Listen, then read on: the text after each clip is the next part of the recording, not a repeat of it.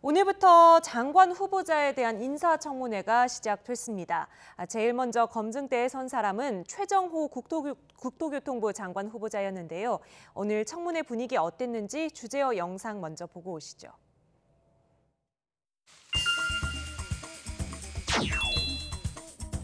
국민소득 3만 불 시대를 맞이했지만 아직도 고시원, 쪽방, 비닐하우스를 벗어나지 못한 주거 취약계층이 많습니다. 이들을 따뜻하게 품을 수 있도록 이러한 취약계층을 위해서 일한다고 하시면서 이렇게 새 채를 가지고 국토부 장관으로서 제대로 일을 할 수 있겠느냐, 자격이 되느냐. 청문 준비 과정에서 또 의원님들의 또 국민 여러분의 따가운 질책을 받으면서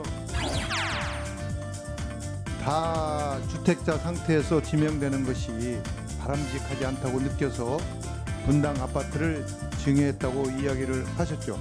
네, 맞습니다. 증여는 장관이 되실 것 같기 때문에 그런 이야기를 듣고 나서 하신 겁니까? 이제 뭐 늘 고민해 왔다고 말씀을 드렸고요. 후보자로서 좀 떳떳하기 위해서 이거는 잘못된 것 같습니다. 제 생각에. 세종시에 분양권이 있는데 2016년 11월입니다. 당시 차관이셨고요. 이런 것들이 국민들의 눈높이에 맞지 않은 겁니다. 후보자님.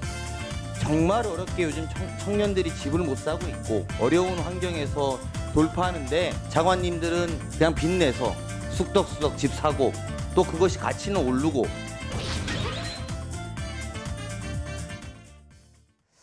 네, 국토부 장관 후보자인데 아이러니하게도 부동산 투기 의혹이 가장 전면에 나왔습니다. 일단 제기된 의혹들 좀 짚어볼까요? 네, 일단 2주택 1분양권이라고 지금 표현이 되는데요. 사실은 이제 2월 달까지는 주택을 3개를 갖고 있었습니다. 네. 주택을 3개를 갖고 있었던 그 지역들이 모두 다 사실은 굉장히 뭐랄까요?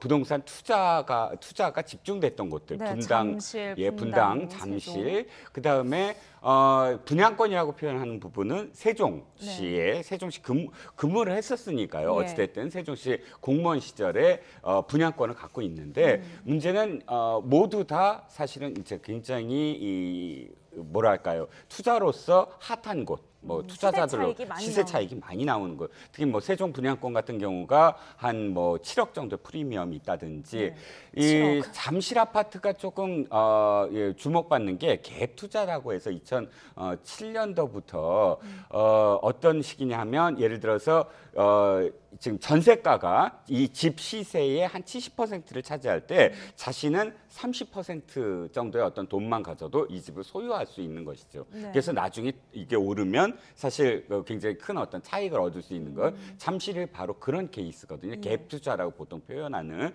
그래서 현 정부가 사실 출범했을 때 또 지금 뭐 2주택 이상의 주택을 팔아라. 주택은 소유하는 것이 아니라 사는 것이다라는 게 현 정부의 어떤 부동산 정책의 어떤 기조 내지는 또 어떤 의미에서는 국정 철학 아니겠습니까? 그런데 지금 이 후보자가 갖고 있었던 어떤 이 집들이 언제 사실 구입했느냐, 네. 그리고 구입한 이후에 차익이 얼만큼 받느냐, 그리고 어떤 목적이었느냐, 그리고 결정적으로 지금 뭐 좀 비판을 받는 대목이 주택이 3주택자로 또 이렇게 그 비판을 받을 여지가 있으니까 한 채를 2월 달에 딸과 사이한테 증여를 했다는 바로 점. 지난달에. 바로 지난달에. 네. 그러니까 그것이 사실 자기가 떳떳하지 못하다는 반증 아니겠느냐. 네. 이런 비판이 또 돌아오고 있는 것이죠. 네.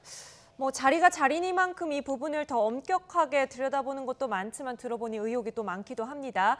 딸 부부에게 꼼수 증여했다는 의혹에 대해서 해명을 내놨는데 이 해명이 적절했는지 한번 직접 들어보겠습니다. 분당집 증여는 왜 하신 거예요? 그 말씀드린 대로 이제 어떻게든 다주택 상태를 이제 면해야 되겠다는 생각을 늘 가져왔고요. 그래서 빠른 시간 내에 국민들 앞에 조금이라도 좀 그 국토교통부 장관 후보자로서 좀 떳떳함을 갖고자 정리하는 과정에서 이제 증여란 방법을 택했습니다. 근데 증여할 때도 이게 자녀한테 나눠서 부부가 증여하다 보니까 그것도 또 세금을 또 뭐 줄이기 위한 그 꼼수 아니냐 이런 이야기가 있어요. 네, 세금을 줄이기 위한 그렇게 해서 그 사위하고 딸한테 증여한 건 아닙니다. 저는 사위도 자식이라고 생각합니다. 증여 시점이 국무위원 후보자로 될 걸 알고 했는지 증여를 모르고 했는데 우연히 이게 2월 달에 했는데 국무위원 후보자가 됐는지 제가 분석을 해보면 무엇인가 장관 후보자로 내정될 걸 알고 3주택보다는 2주택이 되는 게 낫겠다 해서 빨리 처리를 해야 되겠다라는 생각이 저는 짙었고요. 네, 어떻게든 다주택 상태를 면해야겠다. 이건 뭐 너무 솔직하다고 봐야 할까요? 좀 굉장히 정치이지 못한 것 같아요. 그러니까 그냥 그분은 그냥 죄송하다고 한다랄지 그런 얘기를 해도 됐을 판인데 나는 국토부 장관 후보자로서 빠른 시간 안에 국민 앞에 조금이라도 떳떳하고자 했는데 사실 이거 자체가 판다고 해서 떳떳해지는 건 아니죠. 네. 근데 사실 지금 다주택, 그러니까 2주택 1분양권을 가지고 있는 거예요. 근데 다주택을 가지고 있다고 그래서 뭐 그 자체가 뭐 불법 증여를 했다랄지 탈세를 했다랄지 이제 유장전입을 한 그런 방식으로 했다고 한다면 굉장히 네. 문제가 되지만 뭐 다주택자라고 그래서 이번에 뭐 청문회 과정에 나왔습니다만은 이제 뭐 범죄를 저질렀다고 볼 수는 없어요. 네. 근데 제가 좀 뭐 편을 좀 들자면 지금 투기라고 하는데 잠실 아파트 같은 경우는 16년을 가지고 있었어요. 네. 또 분당 아파트 20년 가지고 있었거든요. 그리고 이제 분양권을 가지고 있는데 그 아파트 두 개를 가지고 있는 것은 물론 뭐 그 어떤 단기적으로 시세 차익을 위해서 그런 것이냐, 네. 이제 그건 좀 보기 어려울 것 같아요. 가지고 있었던 기간이 그렇죠. 상당했기 때문에. 그렇지만 뭔가 투자의 목적으로 가지고 있었는데 이걸 투기까지 볼 수 있느냐, 이제 그건 좀 문제점이 있다고 보고. 네. 그렇지만 이제 두 가지 점에서는 굉장히 문제가 있다고 봐요. 하나는 이제 세종에서 이 분양받은 것은 국토부 차관으로서 곧 퇴직을 앞뒀잖아요. 예. 그럼에도 불구하고 이거 자체를 갖다 특혜를 받아서 분양을 받았다는 것 자체는 이것은 뭐 투기 의혹이 있다고 충분히 볼 수 있죠. 네. 물론 본인이 이제 국토부 장관을 하면 이제 세종에서 머물 시간이 많기 때문에 갈 수는 있겠지만, 네. 그리고 이제 또 하나는 이제 증여 관련된 부분이에요. 아까 말씀드린 것처럼 이거 자체를 지금 문재인 정부의 어떤 주택 정책과는 굉장히 상반되잖아요. 근데 이거 자체를 갖다가 장관을 후보가 내정이 됐다는 사실을 알고 빨리 처분을 네. 해서 뭔가 좀 어떻게 보면 외부적으로 유장을 하려는 이제 그런 부분이 있고 또 증여 과정에 있어서도 굉장히 석연치 않는 부분이 있기 때문에 이 부분에 대해서는 굉장히 국토부 장관 후보자로서 네. 상당 부분 문제가 있는 건 맞는 것 같습니다. 그럼 뭐 장기간 가지고 있었던 분당과 잠실의 아파트가 아니라 세종시 아파트 이 경우에 이미 2주택자였기 때문에 투기 목적 아니라면 굳이 청약할 이유가 있었겠느냐, 정확히 같은 지적이 청문회장에서 나왔습니다. 이 부분에 대해서는 어떻게 해명했는지 질의응답 보고 오시죠. 세종시 특별 공급 당첨 당시에 국토부 2차관으로 근무를 하셨죠. 네, 맞습니다. 당시에도 2주택으로의 신분이 있었고 퇴직을 앞둔 시점이었기 때문에 투기의 목적이 아니라면 굳이 세종시에서 64평형 펜트하우스를 청약할 이유가 없다고 생각을 합니다. 현재 약 7억 원의 프리미엄이 형성됐다고 하는데 그건 알고 계시죠? 네, 프리미엄의 정확한 가격은 제가 정확히 알지 못합니다만은 세종에 거주할 목적으로 분양을 받았고 지금 공사 중에 있습니다. 그래서 금년 8월에 준공이 되면 바로 입주할 계획입니다. 네, 분양가보다도 그 분양가에 붙은 웃돈이 더 많아요. 네, 아까 그런데 7억 원이라고 하셨는데. 그렇죠. 네. 그런데 이제 이거를 좀 생각을 해야 될 것 같습니다. 세종시에 관련된 그런 어떤 인프라들, 예를 들어 아파트라든지 뭐 병원, 학교, 이 모든 것들은 사실은 굉장히 정성을 들여서 잘 짓거든요. 이유는 뭐냐면 공무원들 때문입니다. 네. 서울에 있던 공무원들이 사실 아무런 인프라도 없이 가족들과 함께 덩그러니 그 세종시에 내려갈 수는 없는 거 아닙니까? 그러니까 제가 드리려는 말씀은 뭐냐면 이런 모든 지금 이 아파트도 사실은 세종시에 계속 근무할 공무원들을 위해서 만든 것이거든요. 네. 그런데 지금 2014년도 국토부 차관 퇴임을 얼마 앞뒀는데 지금 당연히 2년 후면 뭐 3년 후면 정권이 바뀌는데 자신이 장관이 될 걸 미리 짐작을 하고 분양권을 받았을까요? 그건 불가능하다고 네. 봅니다, 거의. 그리고 지금도 그 말씀을 하시잖아요. 거기서 살 계획이다. 그런데 지금은 이 이유가 뚜렷하죠. 장관이 될 수 있으니까. 하지만 그 당시로 다시 되돌아갔을 때 과연 정말 뭐 이 2년 후에 자신이 장관 될 거를 알 수 있었느냐.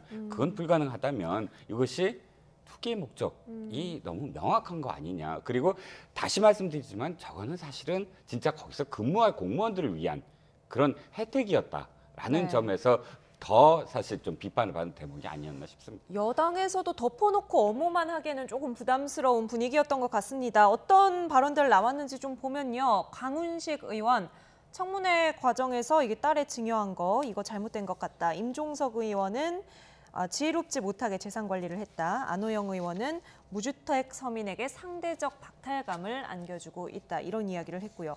야당에서는 그야말로 뭐 비난과 비아냥이 동시에 쏟아져 나왔습니다. 박덕흠 의원은 문재인 정부 주택 정책과 정반대의 길을 가고 있다. 국민이 실망할 것이다. 이현재 의원은 세채가 실거주 목적이냐, 똘똘한 세채 뭐 이런 식의 비아냥이 나오기도 했고요. 이해훈 바른미래당 의원은 문재인 정부가 집값 폭등의 주범을 다주택자로 규명해놓고 이제 이런 인사를 장관으로 내놨다. 이런 쓴소리가 나왔습니다. 기존 후보자들의 부동산 투기 의혹이랑 비교했을 때는 어떻습니까? 최정호 후보자. 일단 그 최정호 후보자 같은 경우는 이걸 팔아서 시세 차익을 지금 거둔 상태는 아니에요. 그리고 지금 소유하고 있는 거잖아요. 네. 그래서 이거 물론 뭐 살 때에 비교해서는 굉장히 시세 차익이 있는 걸로 보이지만 이걸 팔아서 실제로 현금화를 시키지 않았기 때문에 이게 과연 이제 투기라고 볼 수 있느냐, 이제 이 부분은 뭐 좀 약간 뭐 생각해 볼 필요가 있는데 네. 이전에 이제 다른 부동산 투기와 관련된 후보자들의 경우에 있어서는 대부분이 다운 계약서 쓴 경우가 많이 있었어요. 네. 그래서 다운 계약서를 해서 차익을 거둔다랄지 아니면 뭐 유장 전입을 해서 사실은 분양받을 수 없음에도 불구하고 분양을 받는다랄지 이런 경우가 있어서 단지 지금 최정호 후보자 같은 경우는 이제 다주택자다는 예. 부분이 지금 문재인 정부의 어떤 주택 정책과는 완전 뭐 다르잖아요. 더군다나 네. 국토부 장관이기 때문에 주택 정책에 있어서 지금 대한민국 가장 민감한 부분이고 어떻게 보면 경제와 관련된 부분인데 이런 부분에 있어서 오히려 정부의 기조와 전혀 다른 모습을 보이고 있다는 부분 그리고 뭐 아까 말씀드린 것처럼 뭐 투기와 관련된 부분에 있어서는 이제 세종시의 그런 분양 부분 네. 이런 것들이 문제가 되지만 크게 그 청문회 과정에서 한 방 있기는 좀 어렵지 않나 싶습니다. 왜냐하면 네. 이거 자체가 투기다 우리가 추론이나 추정을 할 수 있지만 네. 그 과정에서 유법한 상황은 아직 나오지 않았기 때문에 아마 청와대나 이제 문재인 대통령이 임명을 뭐 강행할 가능성이 크다 이렇게 봅니다. 오늘 해명하는 과정이 조금만 더 조금 납득이 되는 수준이었으면은 모르겠는데 오늘 해명이 살짝 이제 국민의 눈높이에서는 좀 의아했을 수도 있겠습니다. 이런 논란이 있으리라는 걸 청와대가 아예 예상 못하지는 않았을 거고요. 그럼에도 불구하고 지명을 한 데에는 어느 정도 뭐 가지고 있던 그동안의 이력이랄까요? 이런 데에 대한 믿음이 있었을 것 같은데요.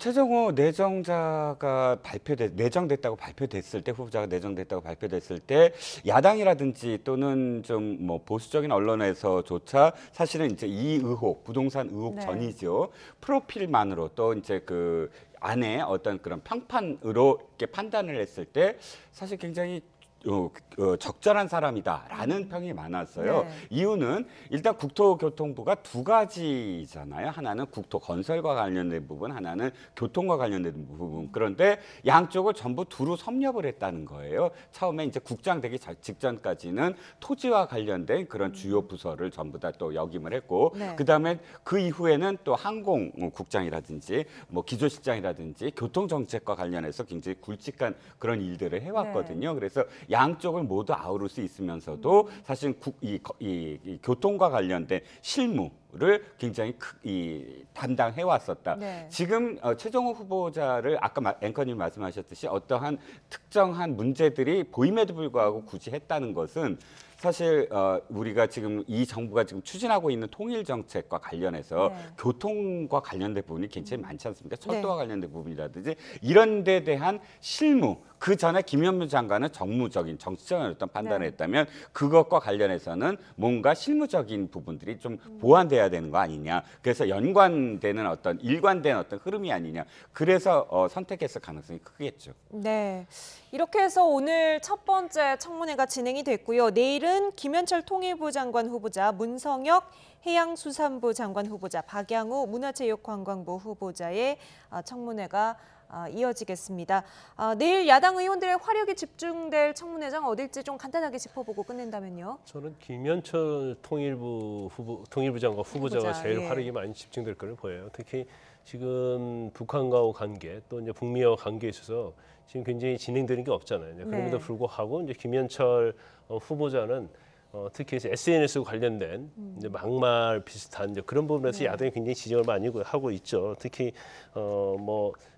전에 이제 김종인 대표 같은 경우를 뭐 박근혜 대통령이 뭐 씹다가 버린 껌이랄지 아니면 추미애 의원을 뭐 좀비랄지 뭐 이런 뭐 여러 가지 내용이 있고 이제 최근에 이제 금강산 관광과 관련해서 굉장히 좀 야당을 좀 자극하는 그런 언어들이 그냥 대두됐기 때문에 그 부분을 관련해서 아마 가장 활약이 집중될 사람은 김현철 통일부 장관의 가능성이 크다 이렇게 봅니다.